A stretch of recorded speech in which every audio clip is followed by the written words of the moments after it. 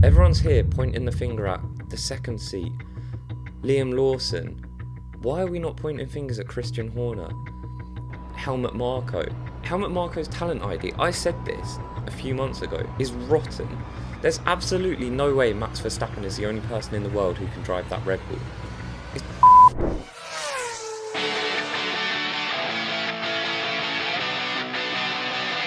Welcome back everyone to another Box episode leading up to the Japanese Grand Prix. And if you're thinking, oh my god, you sound unwell, hungover,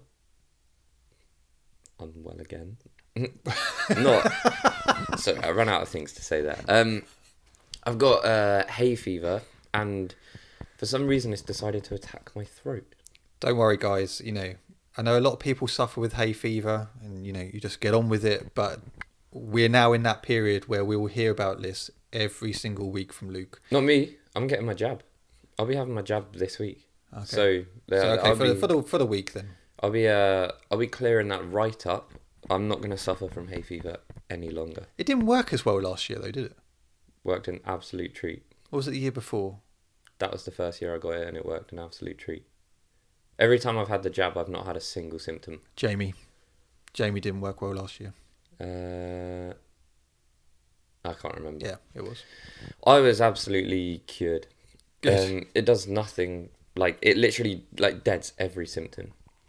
So yeah, I got an itchy nose, which is kind of fine, and for some reason it's just sitting right in my throat. So if I get, my voice is a little bit fatigued. It's a bit harder to speak. So really make sure you click that like button and give us 5 stars, because it was really tough to You don't realise what we go through as content creators to make this happen for you. We should be given medals. What a load of crap. But no, seriously, do give us a 5-star rating wherever you are listening to us, be it Apple Podcasts, Spotify, or any other audio platform that you probably don't consume your podcast on. Also, if you are watching us on YouTube, give us a like rating. I wouldn't hold up 5 stars. Just give us a like. Subscribe if you're new, and comment down below. Join the conversation. We do also have an email that you can hit us up on. Email us. It's going to be a long episode. The link is in the description down below. And if you do want more regular content, you can follow us on social media, Instagram, TikTok, Twitter. The links will all be in the description. If you're listening to us, then just go on Instagram and search Box Pod, and we'll come up on Insta, and then you can find all our other links. You can also watch our clips channel. The link will be in the description down below for those watching on YouTube. If you're listening, again, you want to watch some clips, Box clips on YouTube. Before we finally get into the show, do not forget to get your 30% discount for Box Club. The app is absolutely free to download, so try it out. But it really is. I've really got you into it now. You have. Obviously, when I left, what was it, last week, we changed it up a bit on my screensaver. Yeah. It is decent. You can download all your favourite F1 widgets. It is just a great app to have for F1 in general if you want to check up what's happening. They have a news feed. You can look at all the information for the upcoming races, the calendar. Highly recommend it. And we do have an exclusive 30% off for all of you listening right now. You just have to click the link in our bio, and we will sort you out. But like I say, it's free. If you just want a free version, download the free version. You'll be sold. You will get the paid version. But yeah, I guess, has anything happened this week? Nah, I can't really think of anything, to be honest. No, nothing major in the world of F1. Yeah, podcast over. Yeah, we'll call it. See you later, guys. No, obviously, big news last week when we spoke about it, didn't we, on the podcast, going, will Liam Lawson actually, last a few races at Red Bull? We got our answer last week, or this week, and the answer is no. Liam Lawson has been dropped by Red Bull. He's gone back to RB for the 3rd time, may I just add. Well, he hasn't been dropped 3 times. Okay, well, no. But he's been dropped. He's going back to RB for the 3rd time. He's going back to RB for the 3rd time. And Yuki Tsunoda has been promoted to Red Bull. So delighted for Yuki. I think with that's the thing. Like, everyone is happy for Yuki. It's been a bittersweet, isn't it? Really, because if Yuki had got the seat last year, everyone would have been delighted. Everyone Yeah. would have been, gone, yes, he fully deserved that. Fantastic. He's in that Red Bull seat. However, this feels a bit. This feels a bit sour because Yuki's got this seat off the back of a driver who we thought shouldn't have got it in the first place, who hasn't performed in 2 races, who's been dropped, and then it's kind of like, oh well, Yuki, it's now your chance to. Where it feels a bit weird, doesn't it? Well, it's like, if you're, I mean, you won't understand this, but if you're dating 2 girls at the same time. Well, hang on. Does Ruth know you're dating 2 girls? Back in my heyday when I was like, 14, and you're like, I don't know who to pick, I don't know what one to pick. And you pick one, and then like a couple of weeks go by, and you're like, I picked the wrong one. And it's like that. And then, the other girl, she knows it's not special. You've already picked someone else over her. You're just running back. So it's probably, the thing is nothing is going to taint this for Yuki Tsunoda. Do you know what I mean? If anything, given that I think we understand how these athletes feel, it could actually feel even sweeter for Yuki Tsunoda that it's happened this way. Yeah, I can imagine he's looking at it going, told you so. Do you reckon him and Liam Lawson have spoken? I don't think... I don't think so. I don't think so. Because I think Yuki was probably pissed that he didn't get the seat. Rightly so. Rightfully so, yeah. So I don't know if he... I don't know. I don't know. It's such a weird one, isn't it? Because... I would have just texted him with just like a smiley face. Or the middle finger, because that's what he did. So this is the thing, right? I think generally, like, we feel kind of bad for Liam Lawson here at Box, but there's a lot of people online who have absolutely zero kind of like remorse for him. Like, they don't feel bad for him at all. And I've got one person specifically who does not feel bad, and that is Jack Villeneuve. I don't know if you've seen what he said. No, but he's a pretty straight talking chap. So Jack Villeneuve has said Lawson is paying his own price. You have to bear in mind that he came into F1 very arrogant. Yes. And there's a lot of people who, as you said, over social media has come out saying he deserved it.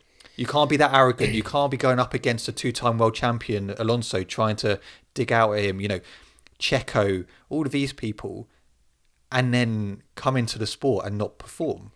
And that's exactly what Liam Lawson has done. He's given it I'm the big man, and actually, he hasn't proved it.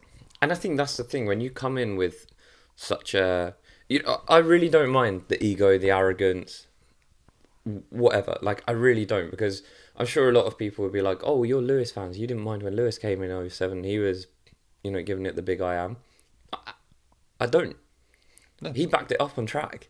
Yeah. Like, I think that's the thing. If Liam Lawson came in, with all this attitude last season, things that he said in the press moving forward, and he came in and he was going toe-to-toe with Max, I think everyone would be like, I like this kid. Yeah. He's got something about him. But ultimately, he did all that. We know what it's like to piss off Checo fans, right? We've done that enough. Mm. He really pissed off Checo fans. Yeah. And I stated last week, Checo would be doing a better job this season than Liam Lawson. I don't even question that. Oh yeah, he would have put it in P18 or something instead of P20. Yeah, which, that's substantially better. That's 10% better. You know that? Yeah. So, yeah, I think he got what he deserved in a racing sense. I think on a human level, no one deserves what he's been through. But this is Red Bull's fault. They shouldn't have put him in the seat in the first place. But performance-wise, he did get what he deserved. But my God, is it harsh. It is harsh. And just going back to what I said about, obviously, Fernando Alonso, the beef that Liam Lawson and Alonso had last year. Alonso did come out after and said it's his career that's at stake, not mine. And he was obviously talking about trying to get a seat at Red Bull and a full-time seat. Mm-hmm. But you have to stay a bit humble to a certain extent when you're trying to go up against these big drivers, these big personalities, you've got to back it up. And that's the thing. Like, I'm not sure it's about being humble, but it's definitely about at least backing it up. Like, if you are going to be egotistical, arrogant, I think that's great. Like, we love personalities on the grid, right? 100%, yeah. Doesn't matter what end of the spectrum you're on, whether you're like, a villain or a fan favourite, they're all great. But if you are a villain in particular, you have to back it up on track. And he didn't. The bit that I find that I feel sorry for Lawson is simply the fact when you look at the 2 races he's been given. Okay, he's worked all of his career to get to this point. He's now been given this opportunity in the Red Bull seat, one of the top teams on the grid. And the first race you have is Australia. It's a wet race. A lot of people struggled. It wasn't, even Carlos Sainz went off. It wasn't a Fernando Alonso crash. It wasn't an easy race for anyone. You then go to China. Okay, doesn't have enough practice time. It's a sprint weekend, so you're thrown into that. He hasn't driven at either of these tracks before. I would have liked to seen him given another couple of races to then, because then you can categorically say he is not suited to this team, because after 2 races in quite difficult situations, it's very hard. And I know a lot of people will say, well, he's a professional driver, he should be able to deal with this. Well, so I think that's my argument, is not that he should be able to deal with it. It's, as a Red Bull driver, you should be able to deal with it. And I think that's the difference. You need to look, he's not. If you're coming in if you want to classify him as a rookie, I'll join you for this. If you're coming in as a rookie at Red Bull, you need to be a very different rookie to someone coming in as a rookie at Haas or Stake. Those guys can afford to make mistakes. If you're coming into a top team, there is no margin for error. No. And unfortunately, he got off to literally the worst possible start. And he paid the price. I suppose I'm going to backtrack a bit now after what I've just said, because thinking about it,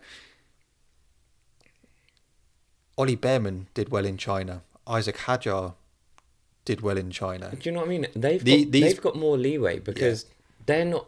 If you're coming in as a rookie to Red... And like I say, I don't think Liam Lawson is a rookie, but let's say for the purpose of this argument, you're coming in as a rookie to Red Bull. Yeah.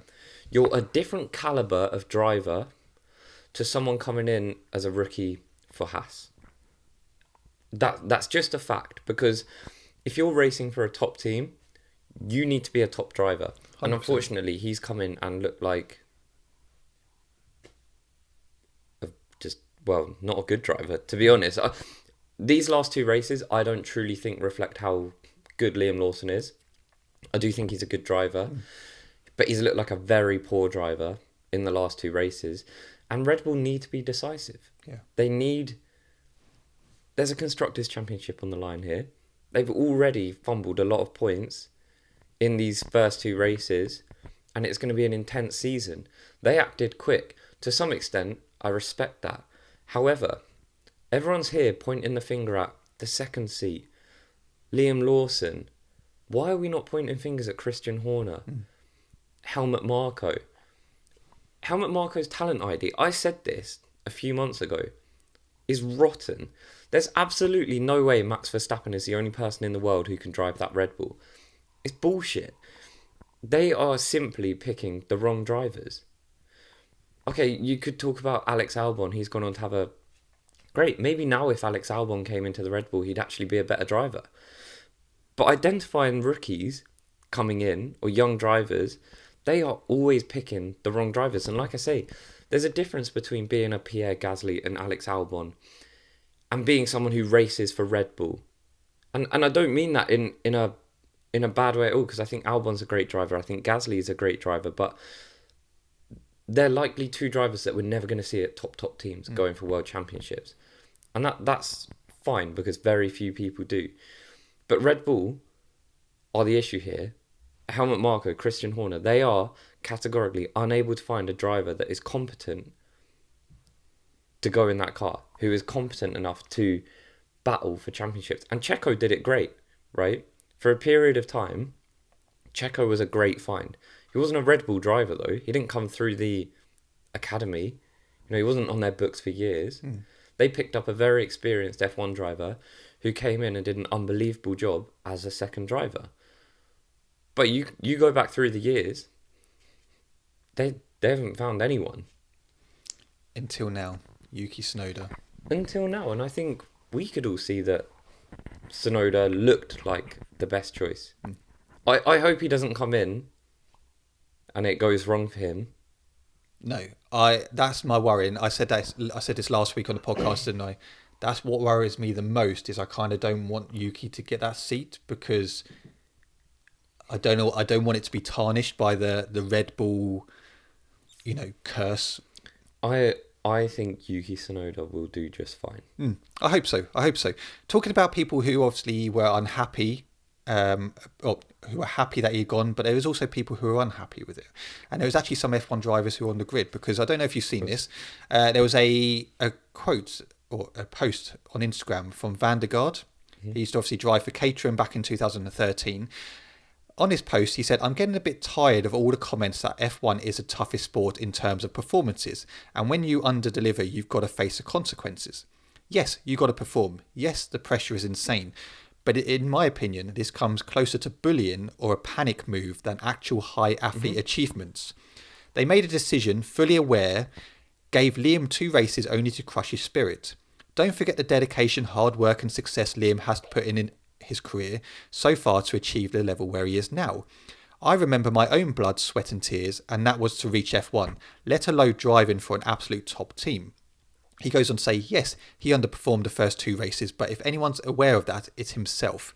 Perhaps he has suggested this to himself, but if not, I wish Liam all the strength and courage to get to the grid in Japan. Interestingly, from that quote, there was a few drivers who actually liked it. Can you tell me who those drivers were? I believe Max Verstappen was one. So Max Verstappen was one, yep. Can you give me how many drivers? There is altogether 1, 2, 3, 4. Pierre Gasly. Yep. Alex Albon. Nope. I was going for the Red Bull boys there. Carlos Sainz. No. Shall I just tell you? Yeah. Okay. Nico Hülkenberg. Okay. And Oscar Piastri. I mean, look, right, this is a very fair point, and I don't want people to confuse what I said with, like Red Bull making the decision is very decisive, and he has underperformed. I don't agree with the fact they've got rid of him after 2 races.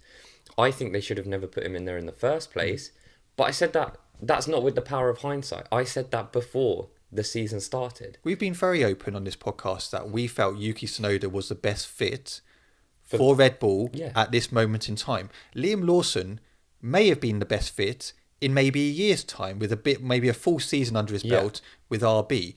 But the issue is they went ahead, felt Liam Lawson was the right option, went with him, gave him 2 races. That's what you could that you cannot do. That is number one, like, they do have a duty of care, right? And I know I say, like, if you come in as a rookie to a top team, you don't have a grace period. You don't. But 2 races, that's just simply not enough time. No. And I, like I say, I get it because they're being decisive, but I'm not sitting on the fence here. Like, I think Red Bull have made the whole thing has been a huge fuck up. It's embarrassing. It's embarrassing for that. It's not embarrassing for Liam Lawson. Like, I'm sorry. It might feel embarrassing for him because, he had 2 horrendous races in the Red Bull. But this is way more embarrassing for Red Bull than it is Liam Lawson, in my opinion. And I'm sure he's had... I'm sure he's not slept properly, honestly, since Australia. And that's fine. But I hope he is able to come to Red Bull, the Racing Bulls, sorry, and just settle in and just drive, because he's so young. He has got a long career ahead of him, and this is not. This is interesting because this is kind of synonymous, right? We had Drew McIntyre, WWE superstar, on the pod, right? he Not this podcast. not this podcast, my other podcast. He actually got dropped. He came into WWE 2009, I think it was. Got labelled as the chosen one by Vince McMahon. 5 years later, dropped. Really? They kicked him off. He lost his WWE contract. A few years went by. He said he worked his ass off in between, came back. Drew McIntyre, like anyone that knows WWE, is one of the absolute top dogs. He carried them through COVID. He is one of the top boys. So my point is that like, it will feel like the end of the world for Liam right now. And he'll think, I'll never get another opportunity at a big team. But if you come in to the Racing Bulls and you are good enough, you will get an opportunity somewhere. It might not be with Red Bull, but the other boys will come sniffing. It's not like, this is not the end. The saving grace is actually he is going back to RB. So he's still within F1, which is great. The rumours were suggesting that maybe they were just going to get Colapinto in. Yeah. And Liam, that, by the way, that would have been unforgivable. I would have never worn a piece of Red Bull merch on this. That would have got thrown across the room. Simply because you cannot do that to someone.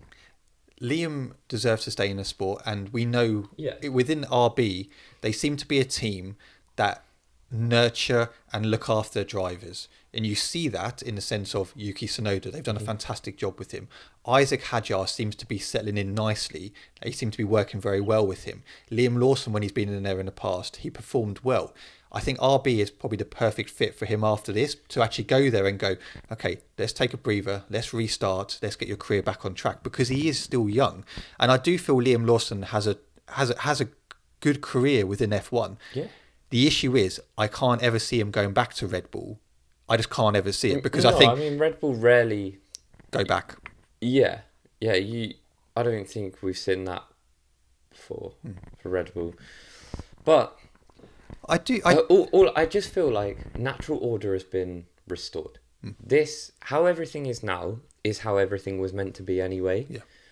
And Red Bull could have avoided all of this. And this is why I say, like, we need to stop pointing the fingers at the second drivers.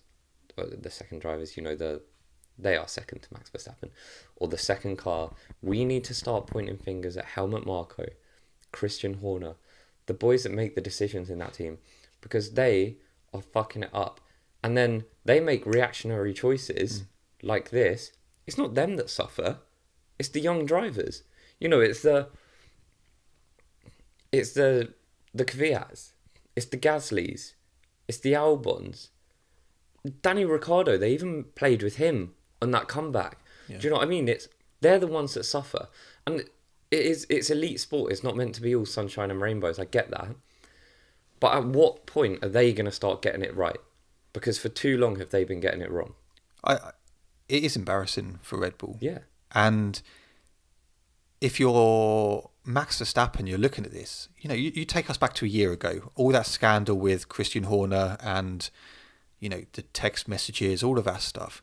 Then obviously keeping hold of Checo, when we've said they were underperforming all the time. Max Verstappen was unhappy. There was beef between Jos Verstappen and Christian Horner. There's been so much drama around Red Bull, especially over the last year, and it seems to continue. If you're Max Verstappen at this moment in time, you're sitting there going, look, I know I'm carrying this team here, but what the hell is going on? Because no one can make a proper decision. At this point, Red Bull are nothing without Max Verstappen. And that Red Bull have normally always had a good driver in the seat, right? But it's never been to this extent where Max is literally carrying that team. And they seem completely unable to identify a driver that is capable of driving that car as well. So if I was Max Verstappen, I would be looking... I wouldn't make any rash decisions for 2026 because I'd want to suss out the regulations. But if Max Verstappen comes knocking in 2027 to a team that is the top team, anyone takes him. 100%. You know, if let's say Mercedes have the quickest car, and Max comes knocking, yeah, one of those boys are going. Well, it's interesting, isn't it? Because apparently there is talks that this Red Bull has reached its ceiling, and then there's not going to be it's not going to get any better than this. And there was a lot of talks this week about, obviously, if Max Verstappen did decide to leave, especially with everything that's going on, the Red Bull's not going any further. The most likely place to go is Mercedes. That's the likely place where Max Verstappen would next go, because they seem to be the team who looks like they're going to be the best fit for the new regulations come 2026. All the rumours seem to suggest that Mercedes are vastly ahead on engine development. So, hypothetical, okay, 2026 comes around. Red Bull have had a shock of a season in 2025. There's more drama, everyone is leaving. They've decided to get Nikita Mazepin back into Red Bull because they're going through drivers like anything. Helmut Marko has even reported that he's going to drive alongside Max for the rest of 2025. It's impressive because he's only got one eye. Yep. So you're Mercedes. Max Verstappen says, look, I want to come and join you at Mercedes. You're Toto Wolff. Who are you getting rid of? Yeah. George Russell or Kimi Antonelli? That is a really tough one. I mean, obviously, at this very moment, Kimi Antonelli. Like, right now. George, understandably, this is not, like, hate towards Kimi, but, like, George obviously looks like the stronger driver right now. Kimi's had 2 races in the sport. He's come in and he's done very well, by the way. That could look different in a year's time. Say 2027, it could look very different, but I don't think Toto Wolff would ever get rid of Kimi Antonelli. So I think if I'm Toto gets rid of George and puts Max in that 100%. Yeah, that was my answer, because I think already you've seen... Whether I agree with it or not is neither here nor there. Kimi Antonelli is deemed as the next big thing. Yeah. In the last 2 races we've seen in Australia and China, he's performed very well for someone who's a rookie coming in. China was okay. Yeah, he did fine. Yeah. Well, Australia was cool. Yeah, but fine is still good enough at this moment in time for a rookie like in Kimi. Very young, 18, remember. 100%. I can't see Toto getting rid of Kimi, and I think the only logical move would be to get rid of George to replace with Max Verstappen. But I want to hear from you guys. What do you think? Obviously, there is a lot of reports about it. Where is Max going to go next? Could all of this drama actually make Max want to move sooner? Because there was a lot of talk that actually he was going to stay for 2026 to see how it embeds and see how the Red Bull car does. But actually, with all this drama continuing... I think he has to stay for 2026 because it is a huge gamble. Yeah. To leave. And right now, I really don't see where he goes. I just don't like... Obviously, Ferrari are locked in. McLaren are well and truly locked in. I think it's silly to assume that Mercedes are not locked in at this point. It's kind of like, where does he go? I know he could walk into any team realistically. If Max Verstappen comes knocking, we'll find space for you. Yeah. But at the same time, yeah, I think he'll stay at Red Bull and for at least the 2026 season. Interesting. It'd be interesting to see. There's something which isn't really spoken about a lot, and it got me thinking the other day. So we've discussed on the podcast before. That's rare as well. It is what me thinking. Yeah. We've discussed on the podcast before about the fact that Red Bull kind of have they have a sister team and they can do these driver moves and go, actually, you're not fitting very well. You go and drive for them. We'll take you. It's still very weird, and I found it quite unfair still that there's a team in Red Bull who are allowed to kind of do this. There's no other teams on this grid who can do that in any sense. Because when you look at it, realistically, Red Bull have a pool of 4 drivers. I know they have reserve drivers as well. But they can go, oh, do you know what? Actually not performing, so we'll move you and you can have them. Where it doesn't seem fair. Yeah, no one ever thinks about the consequences this is going to have for VCARB. Yeah. Like, no one's there. Everyone's thinking Liam Lawson and Red Bull. There's actually a team here who have lost their lead driver, and Yuki Tsunoda. And you've got 10 teams on the grid, but you're basically saying to, RB, well, it doesn't really matter where you finish because you're a sister team to us. So if you finish ninth. It doesn't really matter as long as we can get the good driver in our team. But how does it work across the whole sort of hierarchy? You know, our engineers at RB in the pool, so they maybe are working towards working for Red Bull. Does it work that way, or is it purely drivers? I don't know. I would assume you have that luxury of going, well, actually, they've performed really well as an engineer there. We can get them over. Yeah. I suppose it works if you're... So, look, part of me doesn't... I don't really care about the RB Red Bull relationship. For me, it's fine. It's kind of always existed, to be honest. It's one of the ones that now just feels normal. Like, it would almost be weird to... But no other team has that luxury. No other... Okay, if Red Bull at this moment in time... But I guess another team could. Yes. Red Bull have invested a lot of money in RB. Yeah. Do you know what I mean? Okay, answer me this then. So, say RB didn't exist. Mm-hmm. It's another team there. I don't know. Caterham, for example. Just going back to what we were saying earlier. Liam Lawson has underperformed. Well, where do Red Bull go? Red Bull don't have the luxury of going, oh, let's have a look across the grid and pick whoever we want to. No, what, the reserve driver? It obviously gives them an advantage, but it's not one they've just been afforded. Like, they've had to work for it. You know, a lot of money has gone into sustaining two teams. And I know they all work on like separate corporations, but to operate essentially under the Red Bull name, like, the amount of money that Red Bull will invest into these drivers, it is a luxury, but it's not a luxury that has just been handed to them. It's not like, oh, here you go, you're Red Bull, have an extra team. Like, it's still something that they've actively, and any other team, maybe a little bit difficult now, but any other team in theory could do it. In theory. It's not like prohibited. So I think it's smart from Red Bull, really. I mean, what would they do? What would they do if Liam Lawson was underperforming and they didn't have a second team? Do you go for your reserve driver? Do you... Checo? Danny Rick, you free? What are you up to? Do you reckon it would be Danny Rick? No, I think they'll just get Checo back. Oh my God, Checo would be pissing it. They'd be like, well, you know the 30 mil that we gave you for leaving? Can we have it back? No. I bet Checo is absolutely loving this. I bet he laughed so hard it was measured on the Richter scale. Yeah. It's embarrassing. And I understand. Lawson disrespected Checo on track. If anyone can laugh at Liam Lawson, it is Sergio Perez. That's the nature of the world we live in. However, there's only one driver who's still left in the sport. So, can't laugh that hard. That is true, but Checo's had a great career. He has. And actually, he's a multiple race winner. Talking about Checo, there is reports that there is 3 drivers that are linked to the Cadillac seat in 2026. Sergio Perez is heavily linked to that seat. Valtteri Bottas as well.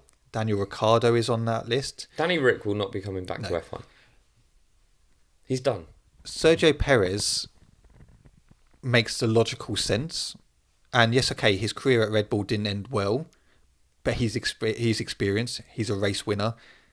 For a new team coming into the sport, having that sort of, and I suppose you could say the same with Bottas. Mm-hmm. Either one of those would be great for the team, because having that knowledge and experience, in my opinion, Bottas would be the most sensible one, in the fact that he's still in and around the sport, he's still learning, he's still testing as such. Mm-hmm. And he has a good amount of knowledge. He has a good amount of knowledge from, the Ferrari engines, the Mercedes engines, race winning and all of that stuff. He has so much knowledge. For me, Bottas would be the most logical driver to take that Cadillac seat. Yeah. Well, I mean, Checo has more recent experience at a top team. Mm. Didn't go too well towards the end. I think both drivers would be good options. I have my reservations about Checo purely because of how it went for him in the Red Bull, particularly in the last season. Bottas, it's hard to determine because, he got really unlucky with that stake decision. But I think, I don't think they could go wrong with either of them, really.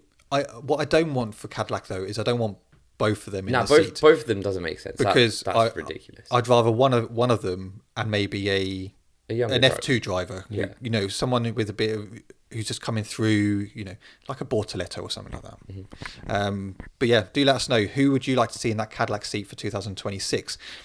You're going to like this one. Lance Stroll. And I don't know whether this quote is actually true, but I've seen it floating around. Okay.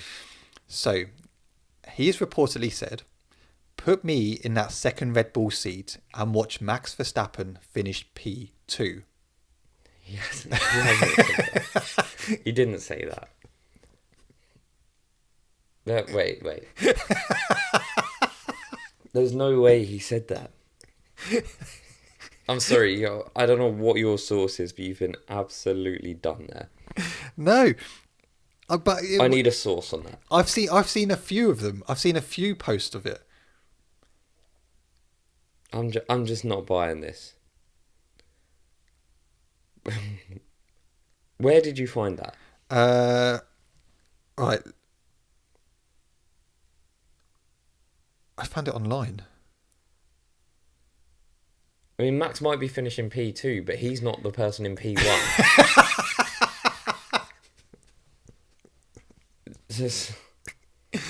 I also just don't. I wholeheartedly believe Lance Stroll would never ever say such a thing. Let me see. Look, I've seen a lot of it. Let me type it in. Lance Stroll on second Red Bull seat. I really hope it's true. It's not true. Comment down below if you think this quote is true, because I know for a fact that is not true. Okay, I can't find. But look, I do have a post there. It does say that. Hypothetically, then, Max Verstappen, Lance Stroll goes into that second Red Bull seat. Does he beat Max Verstappen? No. No, he never beats Max Verstappen. I think Lance would do a better job than what Liam has done in the last two races. I would love it. I stand by that. Can you imagine all of these drivers on the grid? Helmut Marko's gone through, you know, Gasly, Albon, Ricciardo, Checo, Lawson, Tsunoda. But the only driver they actually needed for that Red Bull seat was Lance Stroll. The answer was right in front of you, boys. Can you imagine? Who would be happier if Lance got that seat at Red Bull? Him or his dad?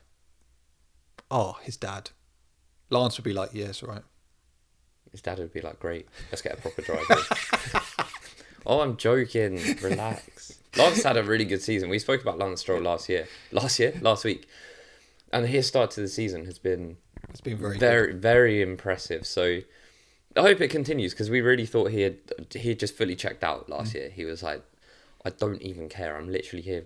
For him, it's a hobby. That's what it felt like last season. We thought he was off playing ice hockey. Yeah, like he just doesn't give a fuck. No. But this season, looking very good. And especially, it was Australia, I think, where he qualified. He got into Q3, didn't he?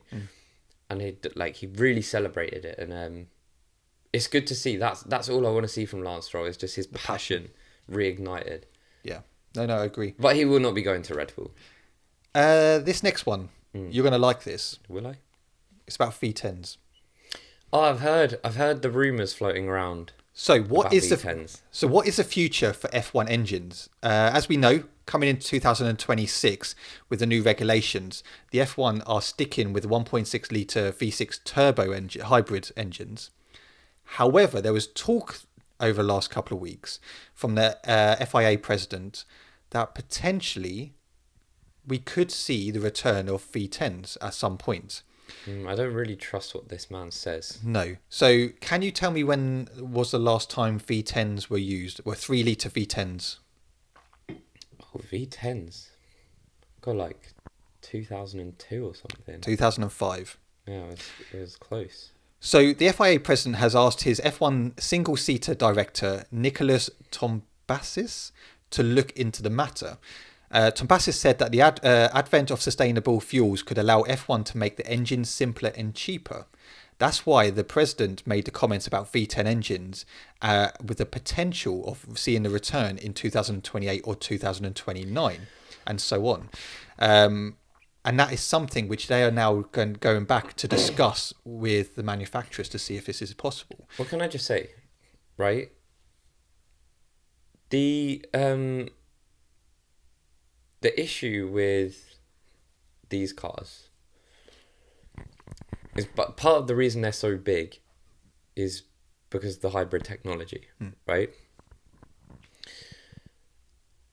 Looking into the 2026 regulations as well, there has been so many complaints about the complexity of these engines. From a fan perspective, the cars sound like utter dross. There's no way in which you can dress it up and think, oh, that sounds good. They don't sound good. I don't know if you've been to an F1 race recently. Oh, you have, obviously. You went to, but you listening at home, if you've been to an F1 race recently, the Porsches, when I went to Silverstone, the Porsches, louder. They were louder than the F1 cars. The F2 cars sound so much better. The F1 cars, like, genuinely sound like embarrassing, if I'm honest. And shouldn't be that way. And we talk about the pinnacle of motorsport. That's everything that comes with it. And if you think of fast cars, you instantly think of a loud engine. They're synonymous. And we don't have that right now. And I think it would really, really enhance the viewer's experience if we did bring these back.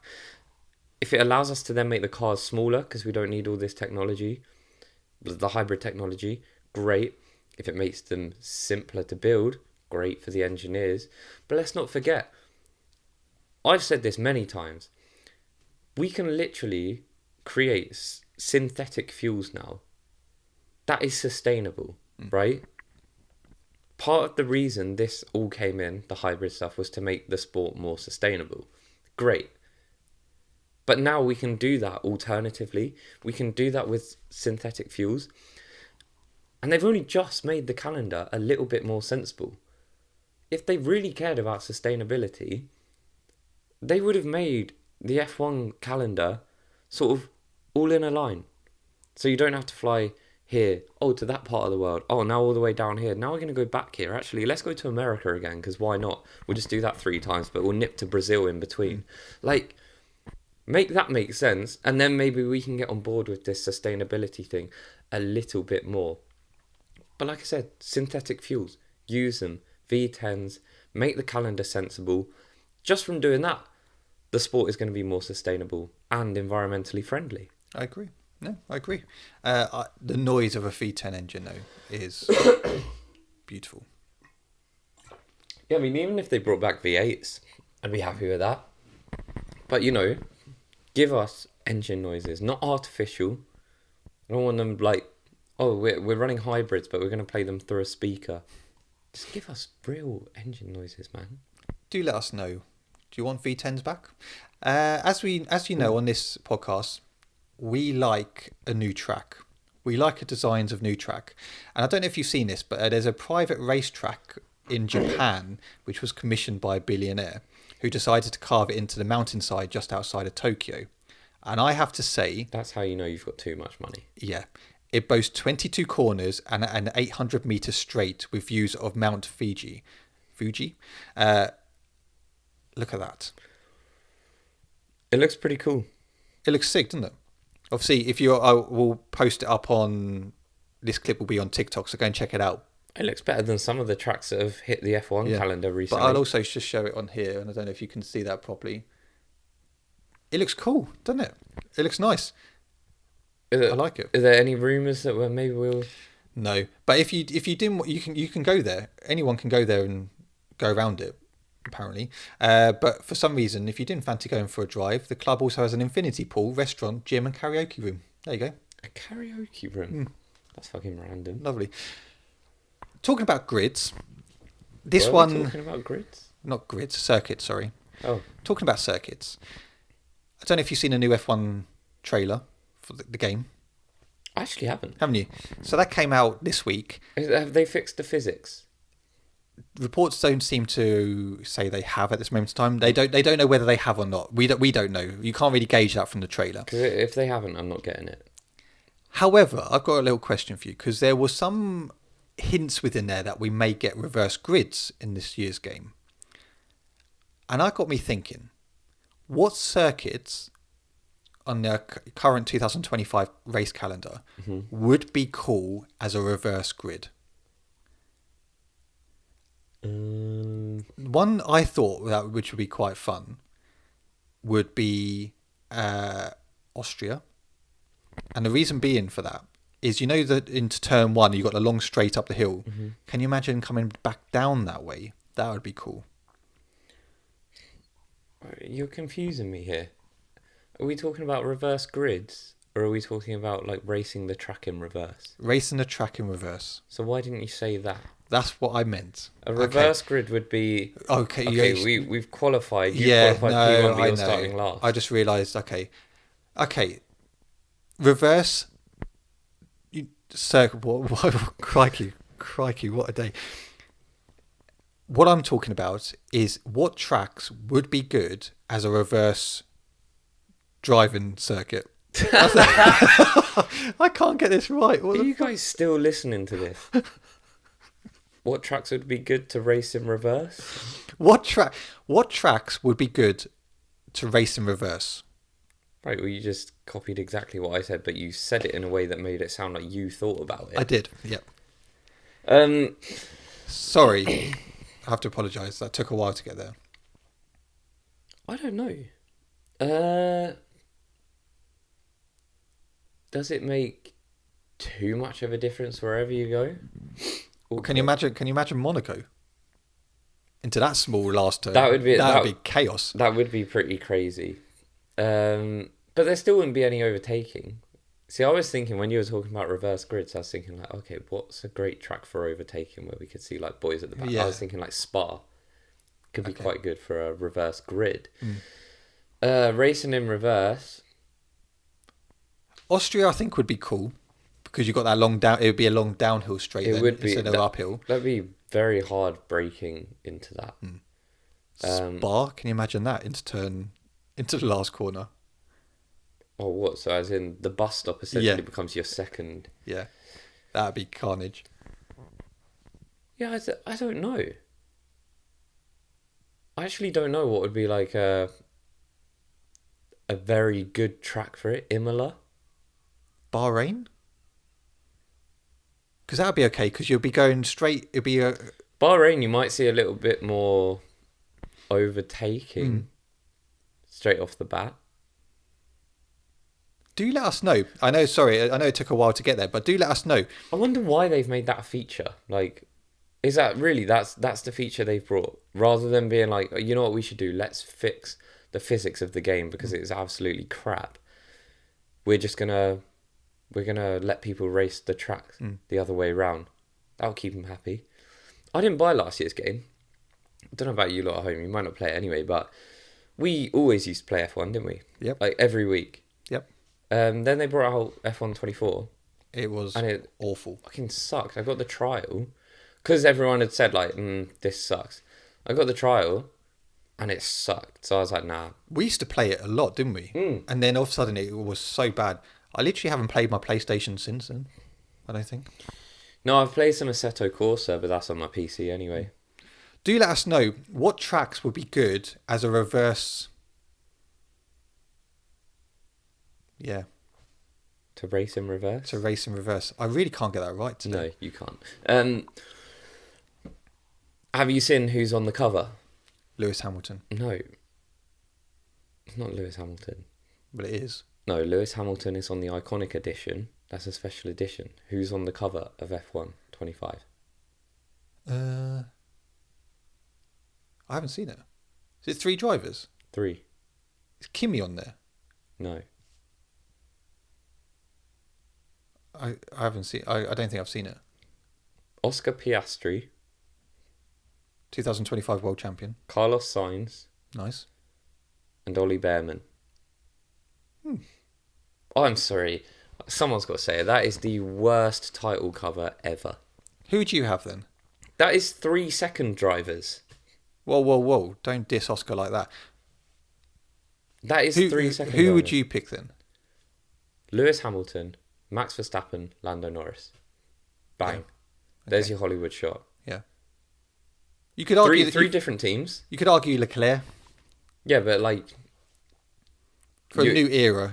you would put Lewis Hamilton in red over Charles Leclerc. Yeah, but if he's on the iconic one, you better just have Charles Leclerc. Then you could use, but you'd be better off just using Lewis Hamilton on all of them. Yeah, true. Ollie Behrman, Carlos Sainz, and Oscar Piastri. Sorry, that is the middest front cover ever. Yeah. No, I agree. I've got a little quiz for you. Oh no, brilliant. Every week we seem to do a big fun quiz, so join in if you want. There is 4 drivers on the grid who do not have a home track. Home circuit. Can you tell me who they are? I probably can.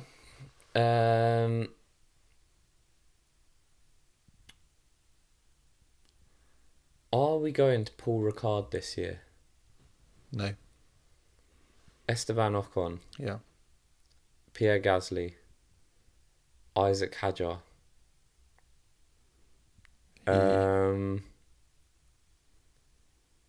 Oh. And Liam Lawson. Yeah. Also, you could argue the case that Albon doesn't. Although... Yeah, technically... No, Albon doesn't. He races under the Thai flag. Yep, so he doesn't. Well done.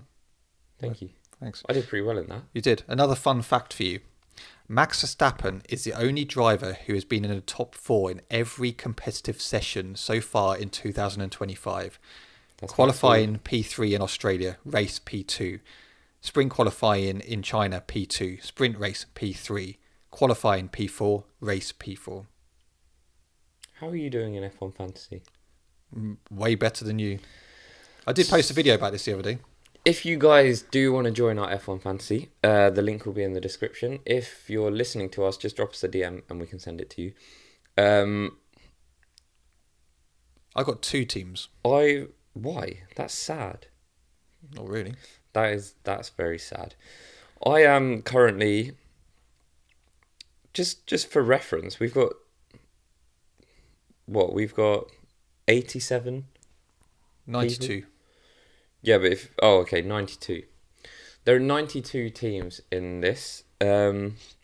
Obviously, some people are level, so you could maybe have like 2 people in 77th position. I'm 87th, which is last. I'm the only person with negative points. So it's been 2 races, and I'm actually in a worse place than I was at the start of the season before we had raced anywhere. -6. Next up is 25 points, so I'm only 31 points off. My downfall was having Lewis Hamilton, Pierre Gasly, Ferrari and Alpine. So it couldn't really have got much worse for me. I got 259 points with my first team. My second team is 309 points. So this week I got -18. Did you? Well done. In Australia, I got 12, hence the -6. Good going. I got 181 points in China. I'm going to have to do something to mix it up because there is... this guy's using his like cost cap. But he had Ferrari and Charles Leclerc. The guy at the top is on 490 points. Which I actually don't even know if I can claw that back. At this point, like, it feels like I'm too far behind already. Give up now. It's unbelievable. But, we should actually look ahead to Japan because it is race week, everyone. This is you. This is my segment where I use the BoxBox app to tell you exactly what to expect when we get to Japan. So, the Japanese Grand Prix, 5.8 kilometres long, 53 laps, 18 turns, top speed of 305.7 kilometres, with a 40.43 metre elevation. Now, practice 1, if you are in the UK, is at 3:30 a.m. Good luck with that one. I will not be joining you. Practice 2, 7 a.m. Practice 3 will be at 3:30 a.m. on the Saturday morning as we head into qualifying. 7 a.m. Nice. Can deal with those. Why make the race an hour earlier? All of a sudden, the race at 6 a.m. on a Sunday. It's not as nice. Just make it 7. But anyway, that's where we are this weekend. Who's your top 3 and why? My top 3 is Oscar Piastri. Why? I Yuki Tsunoda to win at his home race. That'd be class, wouldn't it? That's going to happen. Yeah, that's not happening. I think Yuki... Lucas jinx. What? Okay, so me saying Oscar Piastri to win, you're saying why? Ridiculous. But you come out and go, Yuki Tsunoda, who's never driven in that Red Bull, is going to go and win his home race. Tell me that this isn't scripted. Yuki Tsunoda doesn't get the seat at Red Bull. Liam Lawson does. Yeah. All of a sudden, Liam Lawson drops some of the all-time stinkers. He gets dropped after 2 races. You know, that's pretty much unheard of. Who gets the seat? Yuki Tsunoda. Where's his first race? Home race. Who's winning it? Him. I mean, don't get me wrong, I'd love to see it. I do not think it's happening. My top 3 is Oscar Piastri.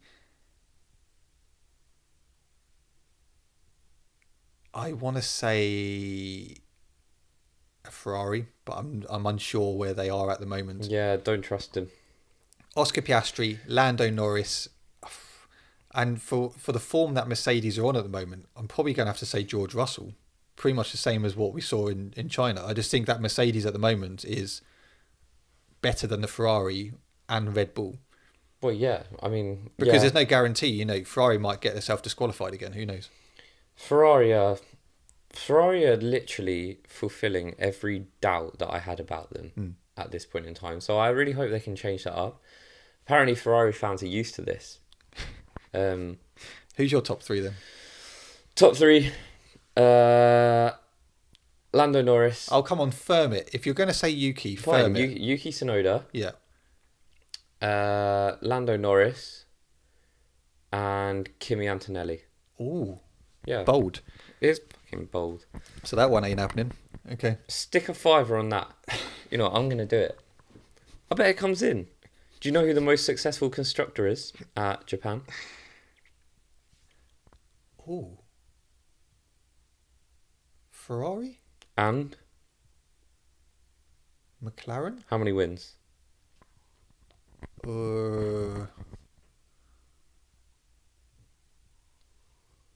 What? How many Ferrari wins? Well, they're both the same. Oh, are they? Well, that's why I said and. 15. 7. Okay. You muppet.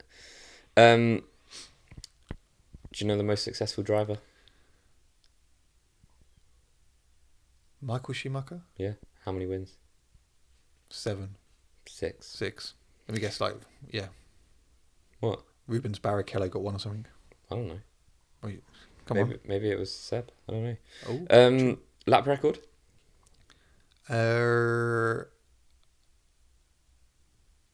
Lewis Hamilton. And what is that time? Now me doing this really 1 minute 40. Wrong. 1 minute 30.9. Okay. You're 10 seconds off. All right. Well, to be fair, you got the 1 minute part. Yeah. That was good.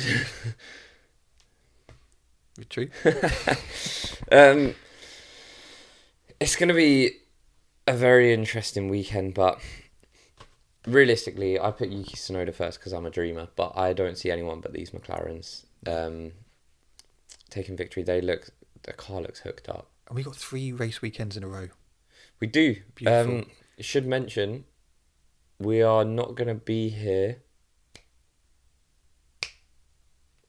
on the Tuesday or the Monday. Audio now comes out Monday, by the way.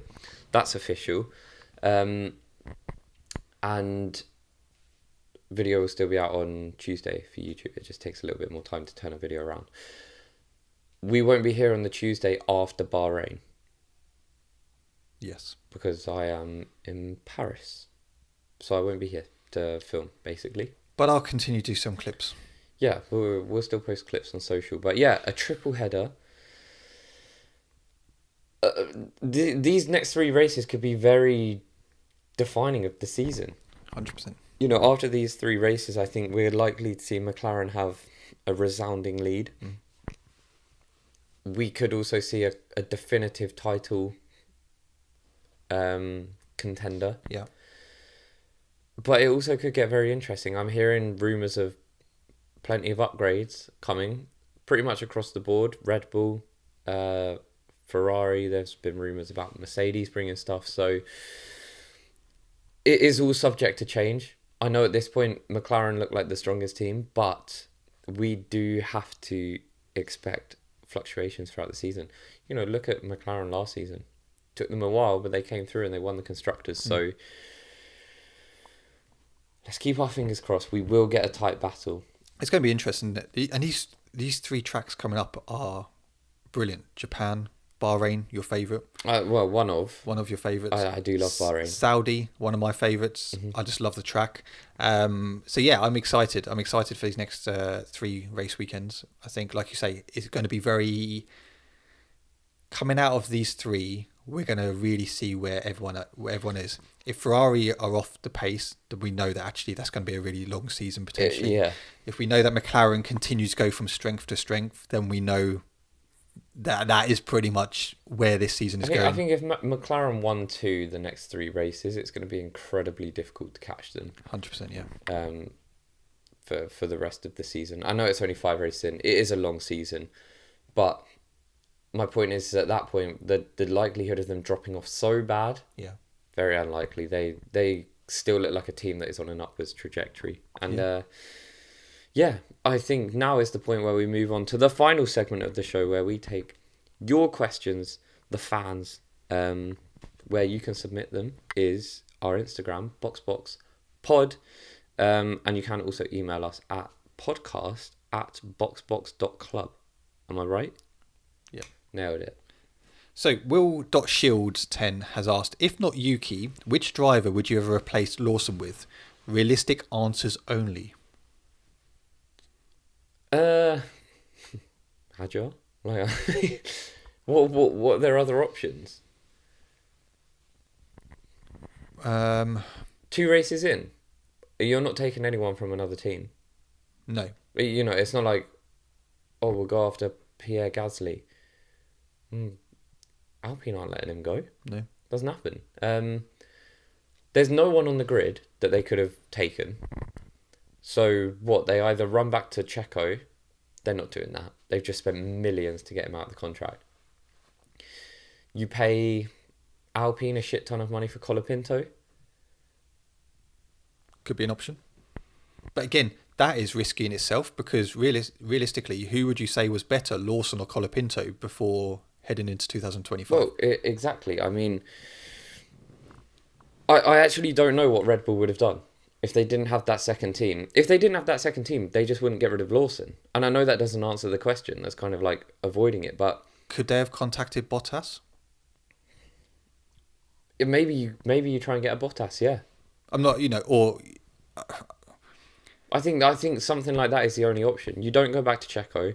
You're not pulling Danny Rick out of retirement. There's a reason he retired. And you're not getting anyone off the grid after 2 races. It's just not happening. So, yeah, maybe Bottas is the only option. Yeah, do let us know. Lou_Bowden has asked, your most hated current F1 rule?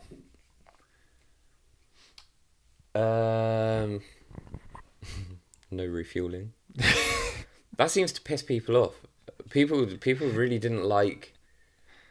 health and safety risk. It's a health and safety risk. I told you that. Yeah, as if driving around a track at 250 miles per hour isn't a health and safety risk. But people called us clueless. And it's like, we're not necessarily saying that it gives you better racing. I think maybe... Apparently we haven't watched F1 before. Yeah, people seem to really misinterpret what we said, but it gives you strategies that makes it more interesting. Yeah. That's all we're saying. I would say that is No, that isn't the worst rule. I actually don't know. Like, generally, I think the rules in the sport are, I mean, probably the swearing rule. I was going to say my one is the misconduct rule. Yeah, that- with coming in that you can't swear, you can't, it's Can't not do this. bet- You can't have do an opinion, or you're certainly not allowed to support like underrepresented groups. It's like that's the worst rule in the sport. Yeah, and I would say like generally like the rules that they have in the sport. I'm actually pretty happy with how everything is. yeah, because when I saw this question, I was thinking to myself, I was like, what rule do I hate the most? And it is the misconduct one that came out before the season started. Yeah. I just think it's stupid. You want to see these drivers be the real them, and You know what I'd like F1 to adopt like an NHL style policy, where like if there's a bit of a like scuffle on track, they just like park up the cars, jump out, and they just fucking scrap it out. or like Schumacher and David Coulthard Yeah, in Spa. how good would that be? It's like, look, none of this like handbags in the media stuff. Oh, you're not allowed to swear. Nah, boys, pull in, right? We'll add lay-bys to all the tracks. It doesn't add any time either. It's just all the while you're parked up, like time's not getting added on to your. If you finish, it's just a time. Step out, helmets off. Don't keep them on. Scrap. How good would that be? So then, like, all of a sudden, like, imagine 2021. Oh my God, Lewis and Max would have been out of the car constantly. Max has to finish the race with, like, a busted eye. That would make it very interesting. Who would win out of a fight between Lewis and Max? Oh, Lewis, 100%. Do you think? Yeah. I think Max could. No, I think Max gift of the gab. Talks. It was all talk. I think as soon as Lewis hit him with a little left-right combo, he'd be straight back in the car. I can see it. That would be a great rule, though, wouldn't it? It would be. Adopt an NHL style policy for when it comes to settling beef, and they just fight it out, and I just have a scrap. Or what would be better? Bumper cars type style. Now, because all of a sudden then it gets dangerous, right? Oh, and pulling up on the hard shoulder while cars are still going 250 miles or whatever. Yeah, but you don't want to be pissing. Having a fight on the side is not dangerous. Imagine, like, I'm not saying the best thing to do is not be like, right, well, he almost took my front wing, so I'm going to T-bone him at the next corner. All of a sudden there we're playing with lives. If they just have a little scrap, come on, it's entertaining. Or would you cap it? You can only fight for 20 seconds, then you have to get back in the car. Yeah, or like, first blood wins. Wow, you're really on this WWE thing, aren't you? I think it's a good rule. I don't know if you agree. Let us know down below. A lot of these questions were regarding, obviously, Yuki. Now that Yuki is at Red Bull, how do you compare him to the other 7 drivers in the top 4 teams? That's a good question. I think he's very hard to compare because every other driver at those top teams, other than George Russell, has never been at a lower team. Okay, Charles Leclerc at Alfa Romeo, but he was very young and he was always going into that Ferrari seat and he made the step very quickly. George Russell, again, it was kind of always known he was getting that Mercedes seat when he was at Williams. Incredibly hard to judge because that car was so bad at the time. So I really don't know. I know that sounds like a cop-out. I'm just not sure that's a question you can answer. It's got to be said, out of all of them that haven't been at top teams, Yuki looks like the best driver. He's at this point in time, he's better than what George was at Williams, and he's better than Charles was when he was at Alfa Romeo. Yuki's rise has been phenomenal. We spoke back in 2022 when we started this. There was a lot of questions whether Yuki could step up and perform. He had very inconsistent performances at the beginning of his career. Very hot-headed.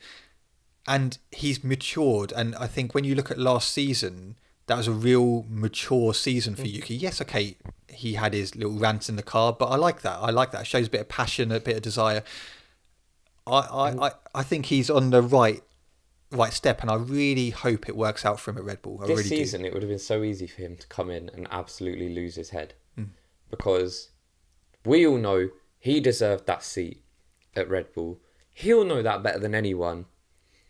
And actually, it got taken away from him by Liam Lawson, who didn't deserve the seat, in our opinion, at that point in time. So it would have been really easy for Yuki to come in and be absolutely his head fried. Mm. But he didn't. He came back. He's looked like a leader in that team. It looks like he's got a really good relationship with Isaac Hajar. Learn to speak.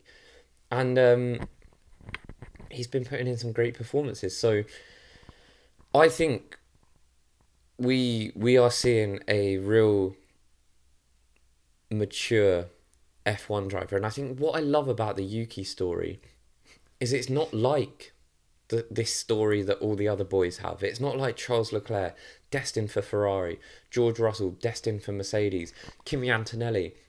He doesn't even have to race for another team. You know, Lewis Hamilton came into a top team. Lando, Oscar, they've all come into top teams. You know, okay, Max earlier I mentioned. I forgot to mention, obviously, he was at Toro Rosso. But again, it was always Max he's the golden boy. He's the next one. He's coming into the Red Bull seat. He wasn't at Toro Rosso long. He was so good. And I think Yuki's had to do it a different way. No one, and this might be controversial to people, no one has had to work harder for their seat in those top 4 teams than Yuki Tsunoda. And I think you also see how people react to the news and how happy they are for him. Yuki seems... You look at all of his teammates, okay? He's got on really well with Pierre Gasly. That relationship when they were together, they got on really well. Obviously, Isaac Hajar being there, he got on well with Danny Rick. Even Liam Lawson, they've all had good relationships. Everyone always comes out of that team speaking very highly of Yuki. So, yes, okay, he's hot-headed, he's passionate, all of this stuff.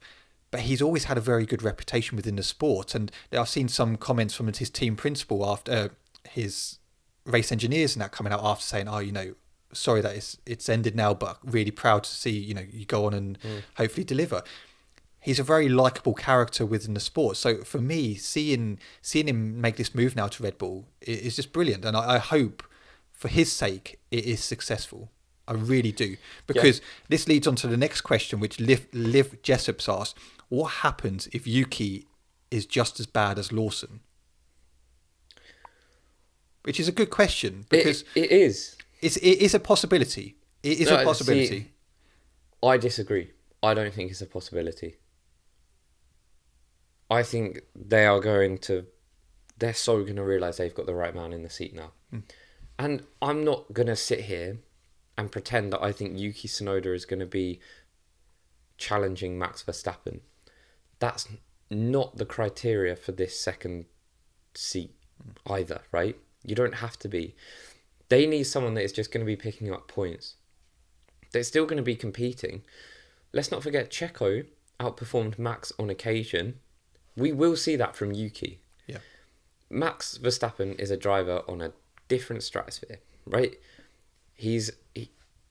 I know this somehow gets people wound up.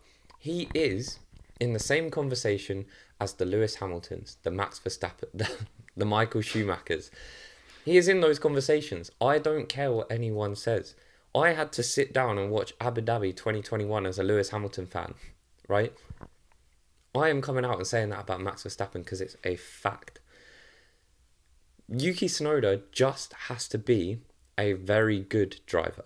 He needs to pick up those P4s, P5s, those podiums to help Red Bull with the constructors and get them across the line. If Max Verstappen is winning a race, Yuki Tsunoda needs to be finishing P2 or P3. It's as simple as that. And I believe Yuki Tsunoda is capable of fulfilling that role. And he is going to get a race win at some point. I would agree with you. And like we said before, he is the person who we felt should have got that seat this year anyway.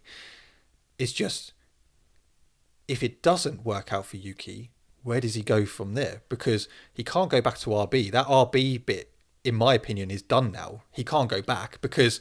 Yeah, well, he's had his development. Yeah. You know, he shouldn't need to go back to RB.